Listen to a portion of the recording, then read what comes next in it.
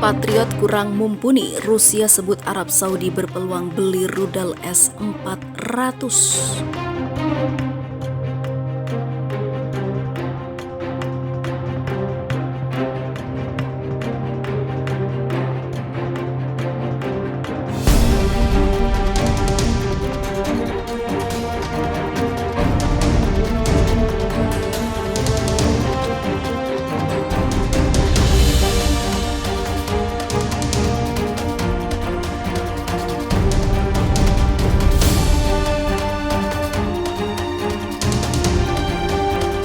Direktur Badan Federal Rusia untuk Kerjasama Militer dan Teknis atau FSMTC, Dmitry Sugayev, mengatakan Arab Saudi berpotensi membeli sistem rudal anti pesawat S-400. Kalau ada permintaan seperti itu dari Arab Saudi akan kami pertimbangkan, katanya dalam siaran langsung stasiun televisi Rosia 24 pada Jumat lalu, seperti dikutip dari TASS. Menurut Sugayev, sistem pertahanan udara Patriot buatan Amerika Serikat yang saat ini Arab Saudi gunakan menunjukkan efisiensi yang tidak memadai dalam menangkis serangan udara. Kami mengetahui hal ini dengan sangat baik dari contoh Arab Saudi. Arab Saudi telah mengalami serangan yang semakin sering terhadap fasilitasnya, termasuk infrastruktur dalam beberapa bulan terakhir, ujar dia.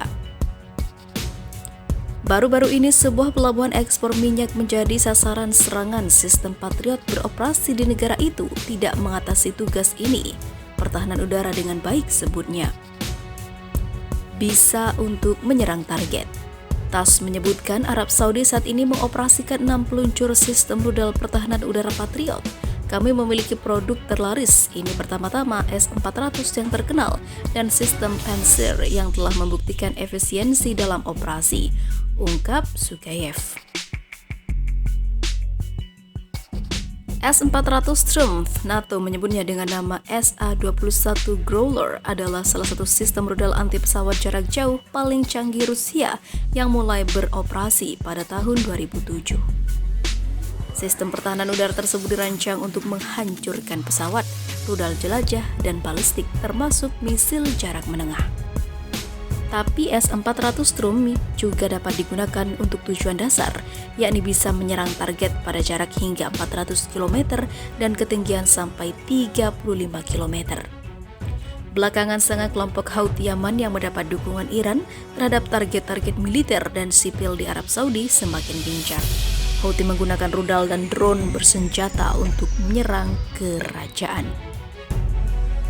Di sisi lain, ngeri, awas, Vladimir Putin mengamuk ke Amerika Serikat. Dubes Rusia dipanggil pulang.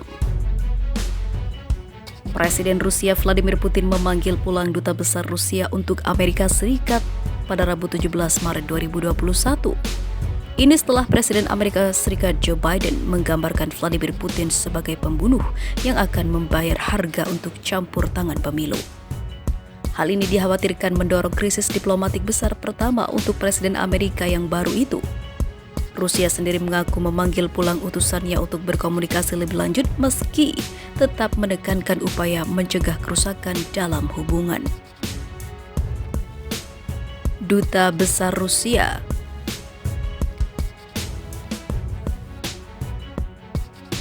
di Washington DC, Anatoly Antonov telah diundang untuk datang ke Moskow untuk konsultasi yang dilakukan dengan tujuan menganalisis apa yang harus dilakukan dan kemana harus pergi dalam konteks hubungan dengan Amerika Serikat.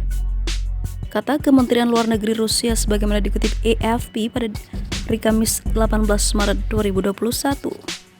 Wakil Menteri Luar Negeri Rusia Sergei Ryabkov juga memberi tanggapan tanggung jawab atas penurunan lebih lanjut hubungan Rusia-Amerika sepenuhnya ada pada Amerika Serikat, tegasnya. Sebelumnya dalam sebuah wawancara dengan ABC News, Biden ditanyai tentang laporan intelijen Amerika Serikat bahwa pemimpin Rusia itu mencoba merugikan pencalonannya dalam pemilihan November 2020. Laporan itu menyebut negeri Kremlin mencoba mempromosikan Donald Trump.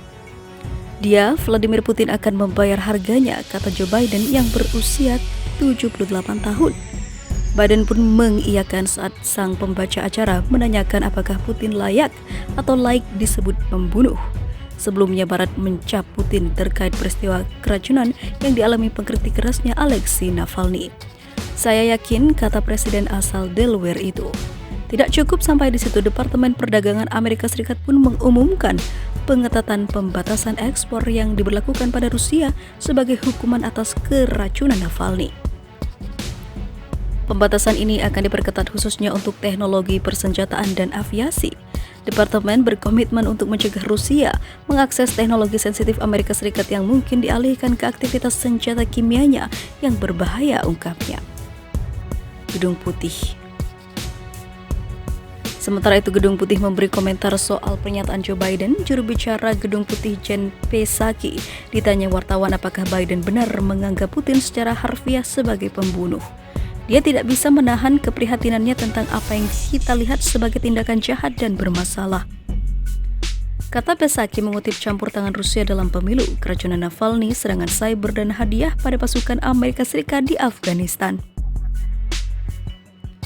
Sejak panggilan telepon pertamanya dengan Presiden Putin, Presiden Biden menjelaskan bahwa Amerika Serikat juga akan menanggapi sejumlah tindakan destabilisasi, katanya lagi.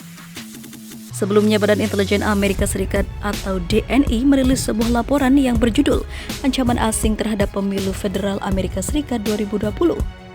Pada Selasa 16 Maret 2021, Moskow diklaim berperan penuh dalam upaya pemenangan rival dan juga pendahulu Biden, Donald Trump. Dikutip CNBC Internasional secara khusus, laporan itu mengatakan bahwa Putin mengatur kegiatan Andriy Derkach. Ia adalah seorang legislator Ukraina yang memiliki hubungan dengan intelijen Rusia. Derkach diketahui telah bertemu dengan Rudy Giuliani.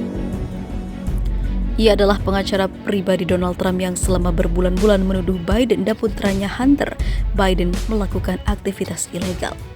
Ini menjelaskan bagaimana sebelumnya desakan investigasi Hunter Biden muncul saat ia menjadi jajaran direksi di Burisma Holdings Limited Ukraina 2014 hingga 2018.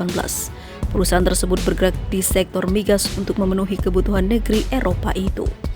Sementara itu, Arab Saudi juga mengutuk tindakan Israel yang membongkar bangunan warga Palestina dengan alasan tidak ada izin. Israel dinilai terus mengabaikan seruan internasional agar menghentikan pembangunan pemukiman khususnya dari Eropa dan PBB. Tetapi Amerika Serikat memberikan dukungan sehingga Zionis tidak merasa takut. Duta Besar Kerajaan Arab Saudi untuk PBB di Jenewa, Abdul Aziz Al-Wasil, mengatakan pihaknya terus mendukung perjuangan Palestina. Bahkan di seluruh tingkatan politik dan ekonomi serta membela hak-hak sah rakyat Palestina. Arab Saudi mematuhi prakarsa perdamaian Arab yang diusulkan oleh kerajaan dan diadopsi oleh negara-negara Arab pada tahun 2002 lalu, katanya.